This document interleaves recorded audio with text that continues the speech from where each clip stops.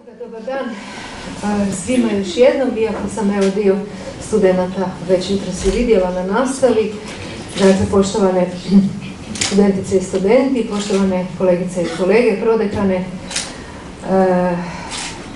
dragi suradnici, srdačno vas pozdravljam na, evo, kao što je već i najavljeno, dakle, predstavljanju publikacije Kako prevladati ispitnu tjeskobu, koja je zapravo zamišljena kao svojevrsni vodič za studente, namijenjen, dakle, stjecanju onih znanja i vještina koje će im kasnije biti potrebne u redovitom svakodnevnom svladavanju studentskih obveza. Zahvaljujem svima na dolasku, kako studenticama i studentima, tako i kolegicama i kolegama nastavnicima. Pozdravljam evo i studente koji nam još dolaze, što je dobar red. Pozornost u svemu tome posvećujemo našim studentima, a osobito kvaliteti nastave. I upravo između ostaloga da bismo podigli i kvalitetu nastave i uslugu, dakle, koju pružamo našim studentima, želimo im pomoći dodatno u svladavanju studijskih obveza i u svladavanju, dakle, ispitnog gradiva, na način da smo pozvali u pomoć struku, dakle, da smo pozvali ljude koji, dakle, se razumiju u psihologiji učenja, da nam pomognu sačiniti jednu ovakvu publikaciju. I stoga najsrdačnije pozdravljam autore, dakle, ove publikacije, profesore psihologije, profesora Sinišu Brlasa, jednog od autora, profesora, dobro nam došli, i suautoricu ove publikacije, profesoricu psihologije, također kolegicu Ivanu Martinušić. Srdačno vas pozdravljam, a onda ćemo kasnije najaviti još jednu psihologinju kad za to dođe vrijeme, ali to ne znači da ju ne možemo pozdraviti, dakle, već sad unaprijed. Kasnije ćemo objasniti zašto je kolegica tu.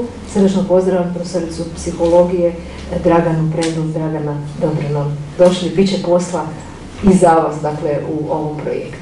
Ja bi sada, s obzirom da se radi o jednom, barem meni se čini, jako zanimljivom izdanju, prije nego što krenemo s predstavljanjem publikacije, najavila doktora Miroslava Venusa, ravnatelja Zavoda za javno zdravstvo Sveti Rok Virovitičko-podravske županije, koji je zajedno s našom visokom školom suizdavač ove publikacije. Jako puno i jako često, kao što sam rekao, se zaboravlja da je u stvari u zdravom tijelu i zdrav duh, što je također jedna stara narodna poslovica koja je nastala iz iskustva starih ljudi, znači istinita je. Pa o tom zdravom duhu, između ostaloga, se mi u Zavodu za javno zdravstvo u toj djelatnosti, posebno profesor Siniša Brlas, kojeg već i vjerujem i poznate, najintenzivnije bavimo, i kao jedan od uradaka te naše skrbi za mentalno zdravlje je i evo ova zgodna publikacija, zgodna brošurica nazvana Kako prevladati ispitnu tjeskobu. Naravno, namijenjena je ne isključivo, ali prvenstveno, dakle, vama, studenticama i studentima. Može se primijeniti naravno i na učenike u srednjim školama, pa čak i možda i u osnovnim. I ono što je prilično bitno, bar kad smo je dizajnirali, bio je osim naravno samog sadržaja i njen oblik. Dakle, htjeli smo da bude doslovno džepno izdanje.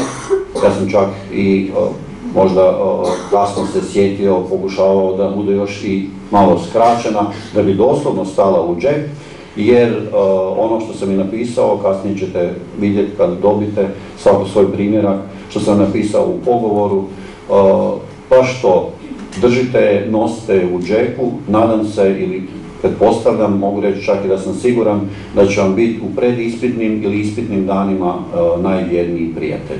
Evo, toliko, zahvaljujem vam na dolasku i hvala lijepa na pažnju.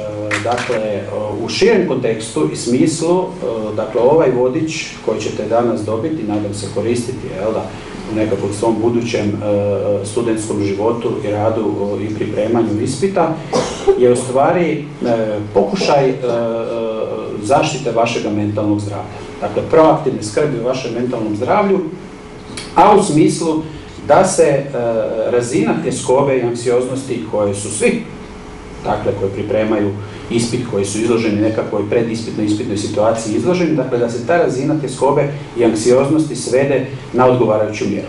Dakle, ne može se izbjeći, dakle, znate iz osobnog iskustava da je pristupanje ispitu, priprema za ispit, pogotovo pristupanje samom ispitu povezana sa određenom razinom tjeskobe. Međutim, ta tjeskoba može biti intenzivna, može biti jaka, može biti prejakog intenziteta i takvu tjeskobu u stvari nazivamo ometajućom tjeskobom, jel tako? Zašto? Zato što ona u stvari ometa uspjeh na ispitu i zbog toga želimo učiniti sve što možemo kako bismo njezinu razinu intenziteta, jel tako, snizili do one razine koja u stvari može čak i biti poticajna za nekakvu ispitnu situaciju, za dakle, pripremanje ispita, pa tako onda anksioznost koja ima puno nižu razinu nazivamo facilitirajućom, dakle, anksioznošću koja u stvari ima i pozitivne učinke. Dakle, ono što smo željeli, dakle, smanjiti razinu anksioznosti kod studenata upravo na tu razinu koja će im biti poticaj, koja im neće, dakle, interferirati, dakle, s procesom učenja prije ispita, odnosno sa procesom dosjećanja naučenog gradiva tijekom ispita, nego koja će biti, dakle, u funkciji njihove motivacije, uspjeha na ispitu, a posebno onda time, dakle, u funkciji zaštite mentalnog zdravlja. Evo, to je otprilike pozadina ove ideje koju smo imali i koju smo uspjeli realizirati, a kolegica Martinušić, evo će vam sada nešto malo reći o samom sadržaju ovih smjernica iz ovoga vodiča. Najvažnije je zapravo da vi znate što se s vama događa. Jednom kad poznate sebe, kad poznajete ono što se vama trenutno događa, kad znate to prepoznati kod sebe, u tom trenutku si znate i pomoći. Kad znate što vam se događa, znate kome se možete obratiti. Zato smo mi na kraju krajeva danas svi ovdje, da nas upoznate, da vidite tko smo, što radimo i da se brinemo o vama i da nam se uvijek možete javiti. Cilj ovog priručnika je bio zapravo u situacijama stresa, a ispitni rokovi su itekako stres, a bit će vam stres i kolokvij prije ispitnih rokova. Znate kako se zapravo ponijeti. Vi uvijek možete tražiti u ovom savjetovalištu o kojem ću vam kasnije malo reći. Tu smo došli na ideju da odemo korak dalje od pisanog vodiča i da našim studentima omogućimo, ja bih to nazvala, servisiranje na dnevnoj bazi vezano za preventivu mentalnog zdravlja i krenuli smo u ustrojavanje savjetovališta za studente u okviru kojega ćete moći imati na usluzi doista maltene na dnevnoj bazi jednoga od naših psihologa, a osim njih i različite, dakle, informativne i edukativne sadržaje preko različitih radionica, preko različitih predavanja gdje će vam na usluzi stajati ovi ljudi koji su, evo, tijekom svih ovih naših projekata koje smo zajedno radili doista postali naši partneri i stoga još jednom želim zahvaliti i ravnatelju zavoda i profesoru Grlasu, profesorici Martinušić, profesorici Prendl na doista jednoj dobroj suradnji koja je, evo, po mom sudu tijekom ovih godinu i pol prerasla u jedno pravo partnerstvo koje je na dobrobit prije svega vas studenata, a onda i cijele institucije. Nekoliko riječi o savjetovalištu za studente prepustit ću zamjeniku predsjednice studentskog zbora iz tog razloga što je naš studentski zbor itekako tijekom, dakle, odvijanja svih ovih aktivnosti bio i fizički, dakle, članovi studentskog zbora i fizički, dakle, uključeni u sve naše aktivnosti. Naravno, kao jedno tijelo koje predstavlja sve vas studente i itekako kroz ovih godinu i pol također se svrstao u jednoga od partnera tijekom odrađivanja svih ovih projekata. I stoga bi ja Dominika zamolila da, evo, vam se obrati s nekoliko riječi i da vidi, dakle, da kaže, dakle, svoju perspektivu sa strane, dakle, studentskog zbora i da kaže nekoliko riječi i da naprosto najavi, dakle, savjetovalište.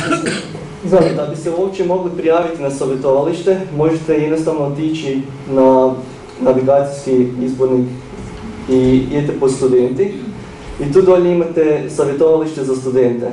Kliknete na to i tu možete naći neke osnovne informacije o savjetovalištu, nešto o procesu savjetovanja, najčešći problemi studenata i na kraju ono najbitnije kontakt.